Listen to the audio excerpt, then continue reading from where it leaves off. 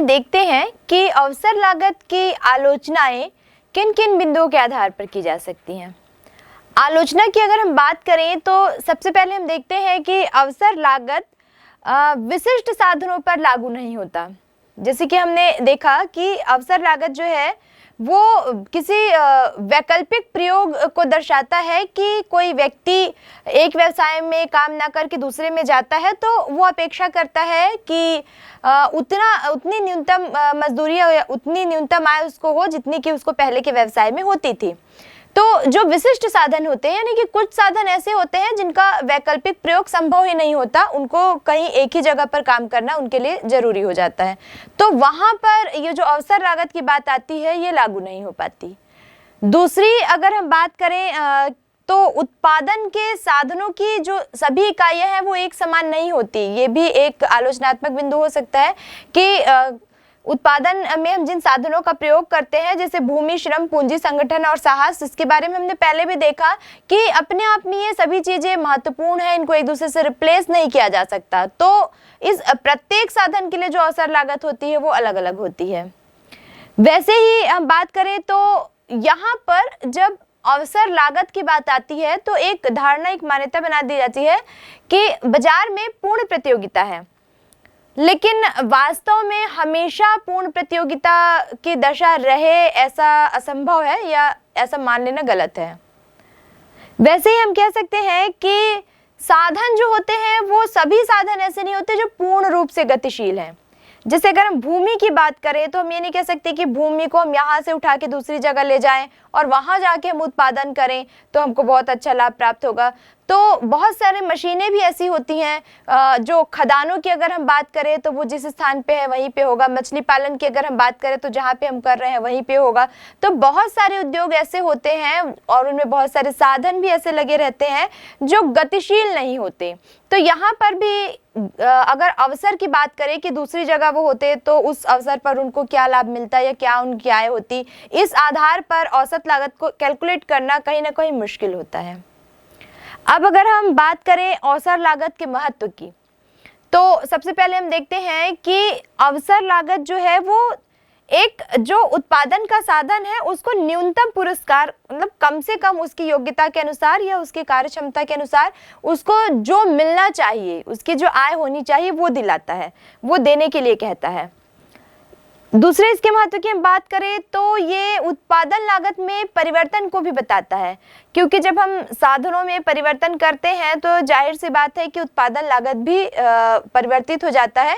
साधनों को अगर हम बढ़ाते हैं तो उत्पादन लागत बढ़ जाती है, घटाते हैं तो घट जाती है। तो किस अनुपात में परिवर्तन हुआ है, किस मात्रा में परिवर्तन हुआ है वो हम अवसर लागत के आधार पर जान सकते हैं।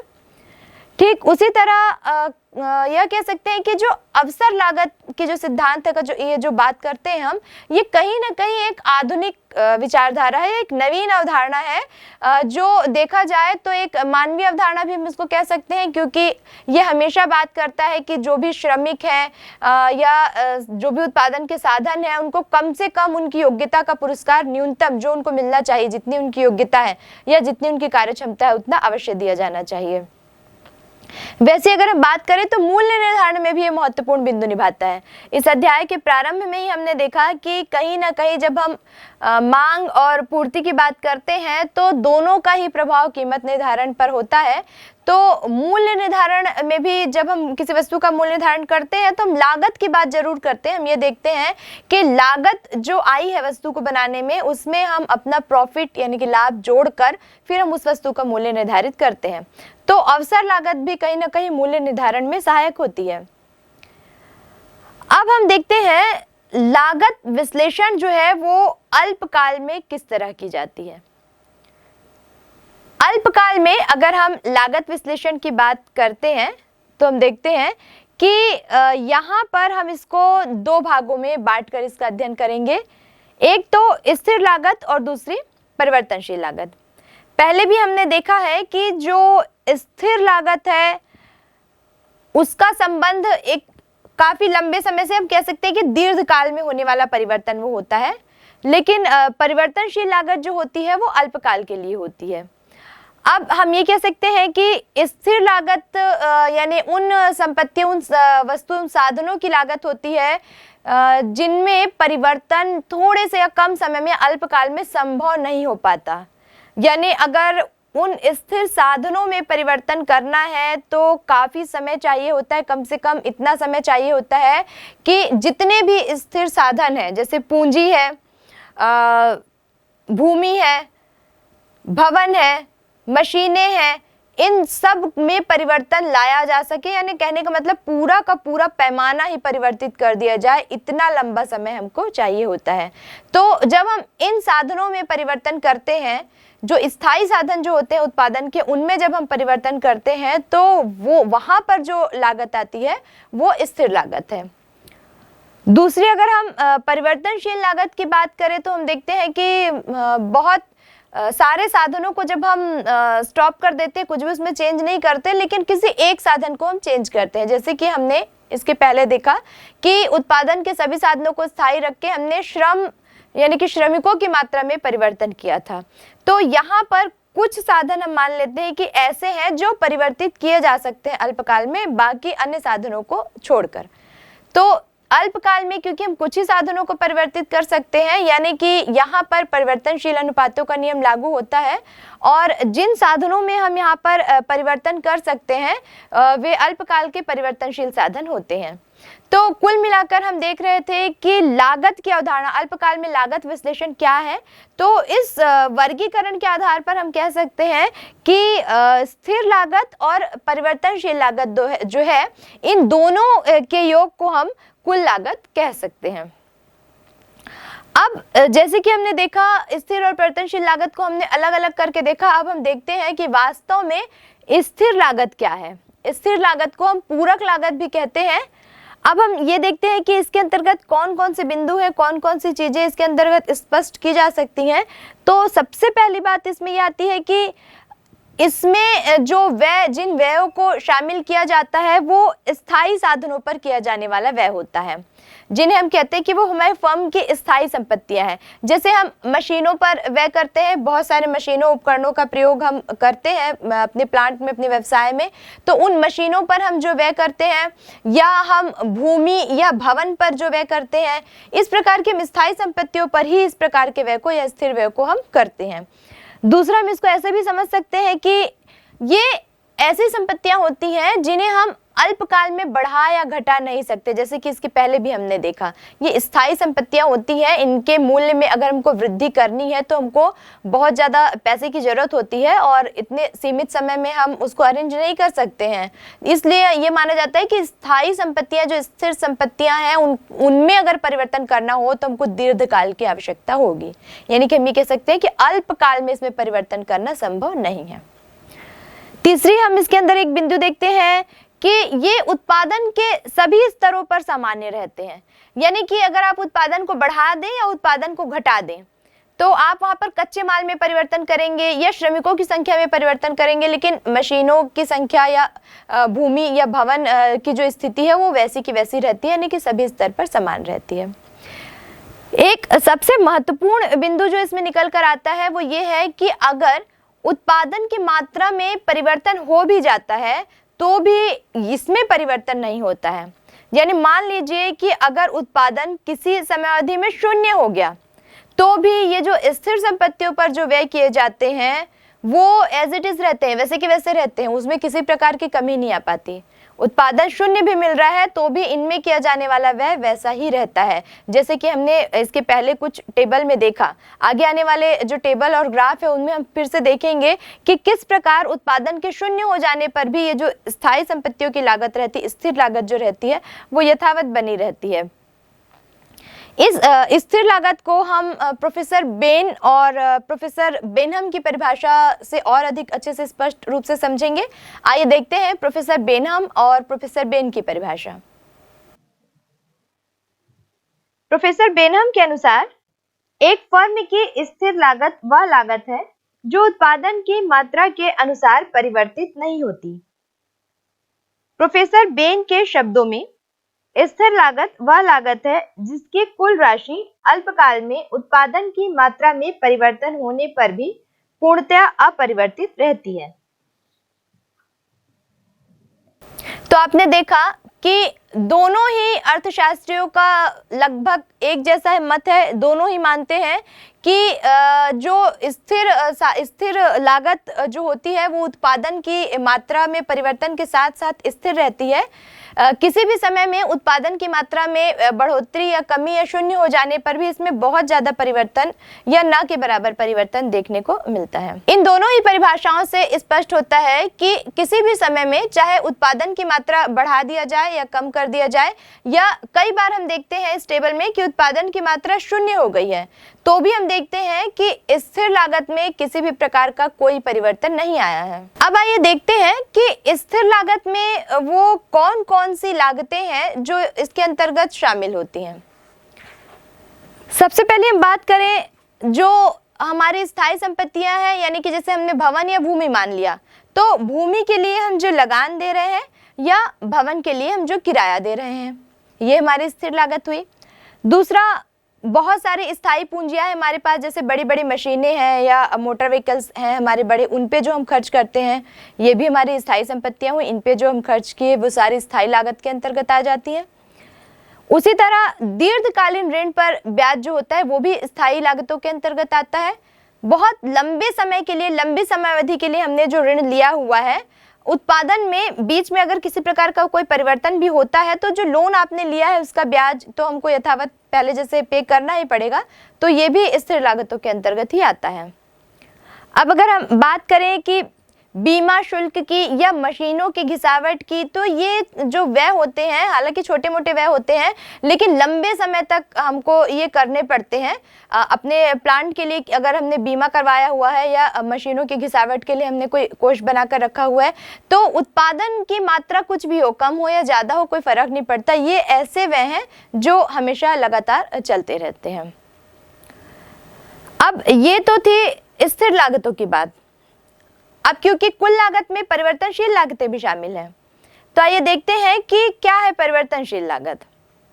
जैसे कि हमने पहले भी देखा कि उत्पादन की मात्रा में परिवर्तन के साथ साथ, या हम ऐसे कहें कि उत्पादन के साधनों में जब हम वृद्धि करते हैं तो उसके कारण जो उत्पादन में परिवर्तन आता है, उसके साथ साथ जो लागतें परिवर्तित होती है, वही परिवर्तनशील लागत है। पहले भी हमने देखा है कि जो कुल लागत है वो स्थिर और परिवर्तनशील लागत को मिलाकर बनती है। परिवर्तनशील लागत के बारे में भी हमने जान लिया कि कौन कौन सी लागतें उसमें शामिल होती हैं। अब क्या संबंध है और कैसे हम कैलकुलेट करते हैं स्थिर और परिवर्तनशील लागत के आधार पर कुल लागत, इसे देखने के लिए आइए हम एक टेबल और ग्राफ का अध्ययन करते हैं। तालिका 7.1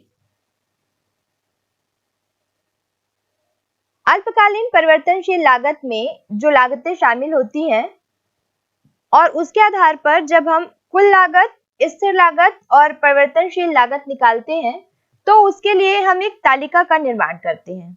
इस तालिका में हम देख रहे हैं कि उत्पादन की विभिन्न इकाइयां दी हुई हैं और यहाँ पर स्पष्ट हो रहा है कि किस प्रकार उत्पादन की इकाइयों में हम वृद्धि करते जा रहे हैं।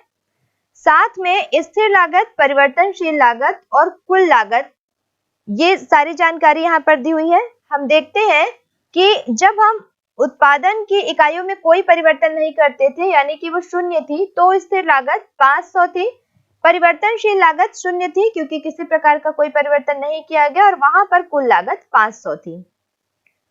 जब उत्पादन की इकाई में एक इकाई की वृद्धि की गई तो स्थिर लागत पहले जितनी ही यानी कि 500 ही रही, परिवर्तनशील लागत शून्य से अब 300 हो गई और कुल लागत भी बिल्कुल उसी अनुपात में बढ़ी और 500 से 800 हो गई।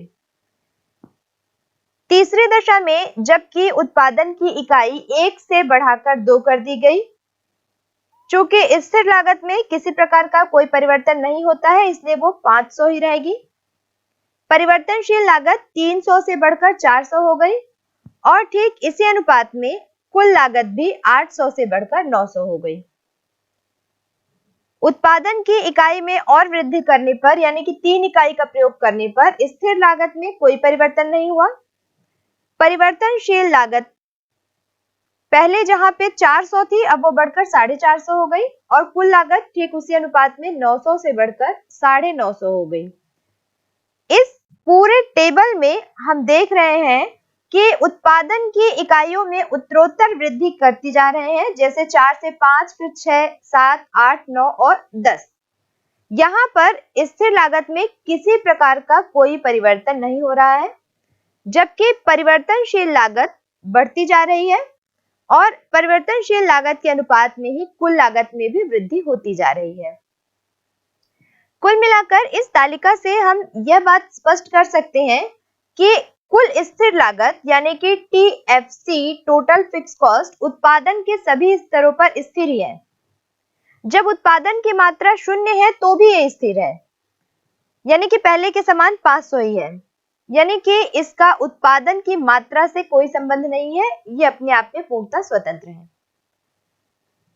तीसरे कॉलम यानी कि अगर हम टोटल वेरिएबल कॉस्ट टीवीसी, कुल परिवर्तनशील लागत की बात करें, तो हम देखते हैं कि उत्पादन की मात्रा के साथ साथ बदलती जा रही है, यानी जब उत्पादन की मात्रा शून्य हो जाती है तो वो भी घटकर शून्य हो जाती है, और जैसे जैसे उत्पादन के किसी एक साधन की इकाइयों में वृद्धि करते जा रहे हैं, उत्पादन, ये जो परिवर्तनशील लागत है, ये भी उत्तरोत्तर बढ़ता जा रहा है।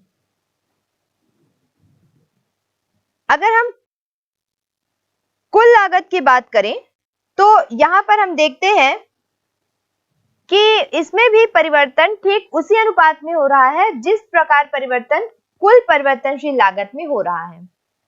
इसका एक कारण यह भी हो सकता है कि अल्पकाल में ये स्थिर लागत पूर्णतः स्थिर रहती है। अब अगर उत्पादन की मात्रा की बात करें तो उत्पादन की मात्रा में परिवर्तन का इस पर कोई प्रभाव नहीं पड़ता, जबकि परिवर्तनशील लागत उत्पादन की मात्रा में परिवर्तन के साथ साथ बदलती जाती है। कुल लागत होने यानी कि ये कह सकते हैं कि कुल लागत में होने वाले परिवर्तन पर कुल परिवर्तनशील लागत में होने वाले परिवर्तन का प्रभाव पड़ता है। अब जब इस टेबल के आधार पर हम एक ग्राफ बनाते हैं तो हम देखते हैं कि ग्राफ किस प्रकार बनता है। रेखा ओ एक्स पर हम उत्पादन की मात्रा को लेते हैं और रेखा ओ वाई पर हम लागत को लेते हैं। यहाँ पर हम स्थिर लागत, परिवर्तनशील लागत और कुल लागत तीनों के लिए रेखा ओ वाई का प्रयोग करेंगे। सबसे पहले हम स्थिर लागत की बात करें तो हम देखते हैं कि ये उत्पादन की प्रत्येक इकाइयों पर स्थिर है। जब उत्पादन की इकाइयां शून्य थी तो भी ये 500 रुपए ही था, और जब उत्पादन की इकाई अधिकतम 10 हो गई तो भी ये 500 ही था। यानी अगर इसके आधार पर एक ग्राफ का निर्माण किया जाए तो ये एक सीधी सरल रेखा ओ एक्स के समानांतर बन जाती है, जिसे यहाँ पर रेखा एफ एन यानी कुल स्थिर लागत रेखा के नाम से दर्शाया गया है। दूसरी, अगर हम परिवर्तनशील लागत की बात करें तो हम देखते हैं कि परिवर्तनशील लागत उत्पादन की इकाई शून्य होने पर शून्य ही थी। जब उत्पादन की एक इकाई का प्रयोग किया गया तो परिवर्तनशील लागत 300 हो गई। उत्पादन की दूसरी इकाई का प्रयोग करने पर 400, उत्पादन की तीसरी इकाई का प्रयोग करने पर 450, उत्पादन की चौथी इकाई का प्रयोग करने पर 480, उत्पादन की पांचवी इकाई का प्रयोग करने पर 500, उत्पादन की छठवीं इकाई का प्रयोग करने पर 600, सातवीं इकाई का प्रयोग करने पर 750, आठवीं इकाई का प्रयोग करने पर 1000, नौवीं इकाई का प्रयोग करने पर 1500 और 10वीं इकाई का प्रयोग करने पर 2300 हो जाती है। इसके आधार पर जब हम एक वक्र का निर्माण करते हैं तो हम देखते हैं कि परिवर्तनशील लागत के लिए ये टीवीसी वक्र मिलता है, जो कि ये दिखा रहा है कि जैसे जैसे उत्पादन की इकाइयों में वृद्धि करते जाते हैं वैसे वैसे परिवर्तनशील लागत बढ़ती जाती है। अगर हम कुल लागत के लिए वक्र का निर्माण करें तो हम देखते हैं कि जब उत्पादन की शून्य इकाई का प्रयोग किया गया तो कुल लागत 500 था। पहली इकाई यानी एक इकाई का प्रयोग करने पर 800 हो गई, दूसरी इकाई का प्रयोग करने पर 900, तीसरी इकाई के प्रयोग करने पर 950, चौथी इकाई पर 980, पांचवी इकाई पर 1000, छठवीं इकाई पर 1100, सातवीं इकाई पर 1250, आठवीं इकाई पर 1500, नौवीं इकाई पर 2000 और 10वीं इकाई पर 2800 रुपए और 10वीं इकाई पर 2800 हो जाता है। यहाँ पर हमने कुल लागत यानी टीसी वक्र का जब निर्माण किया तो हम देखते हैं कि ये भी उत्पादन की इकाइयों में वृद्धि के साथ साथ बढ़ता जाता है।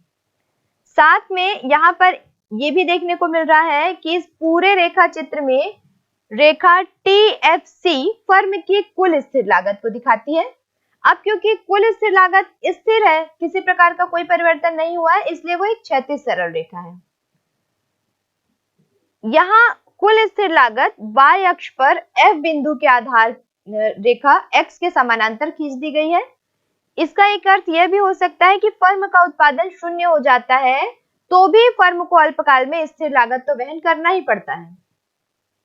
अगर टीवीसी की बात करें तो हम देखते हैं कि टीवीसी यानी कि कुल परिवर्तनशील लागत वक्र, पहले ये धीमी गति से बढ़ा लेकिन एक बिंदु के बाद ये तीव्र गति से बढ़ने लगा और ये जो परिवर्तनशील लागत है इसकी प्रवृत्ति हमेशा ऊपर की ओर जाने की रहती है।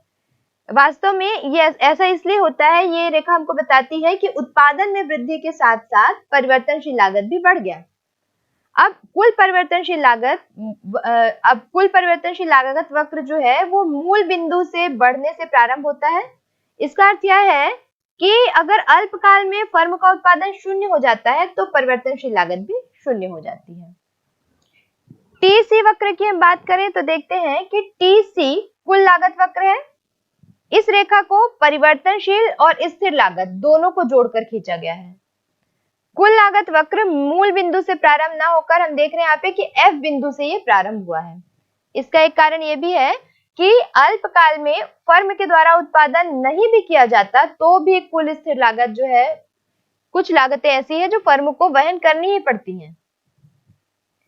ओ क्यू की अगर हम बात करें तो देखते हैं ओ क्यू उत्पादन पर फर्म की कुल लागत के क्यू है।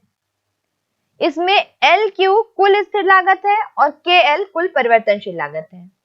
अब यदि उत्पादन की मात्रा Q1 तक हम बढ़ा देते हैं तो हम देखते हैं कि कुल लागत जो है वो बढ़कर MQ1 हो जाती है। इसमें NQ1 स्थिर लागत है, MN परिवर्तनशील लागत है।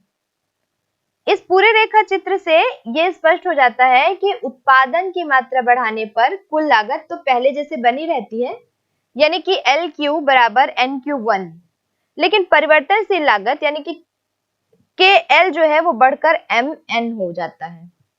यही कारण है कि परिवर्तनशील लागत उत्पादन की मात्रा के साथ परिवर्तित होती रहती है।